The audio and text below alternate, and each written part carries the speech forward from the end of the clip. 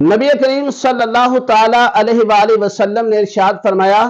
کہ جس نے عیدین کی راتوں میں قیام کیا، عبادت کی، یعنی جسے ہم چاند رات کہتے ہیں، عید الفطر سے پہلے، عید الاضحیٰ سے پہلے، اس رات جس نے عبادت کی، نبی پاک علیہ السلام فرماتے ہیں اس دن اس بندے کا دل زندہ رہے گا جس دن لوگوں کے دل مر جائیں گے۔ اسی طرح حضرت معاذ بن جبل رضی اللہ تعالیٰ عنہ فرماتے ہیں کہ 5 ایسی راتیں ہیں جو ان راتوں میں قیام کرے گا، عبادت کرے گا،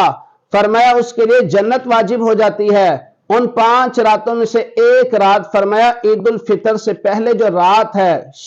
چاند رات، اس رات جو عبادت کرے گا اس کے لیے جنت واجب ہو جاتی ہے۔ اسی طرح نبی پاک صلی اللہ تعالی علیہ وسلم نے فرمایا کہ اللہ رب العزت نے مجھے 5 ایسی چیزیں میری امت کو عطا فرمائی ہیں جو آج سے پہلے کسی نبی کو عطا نہیں کی گئی۔ ان 5 چیزوں میں سے ایک چیز فرمایا کہ جب ماہ رمضان کی آخری رات آتی ہے، اللہ رب العزت اپنے بندوں کی بخشش فرما دیتا ہے۔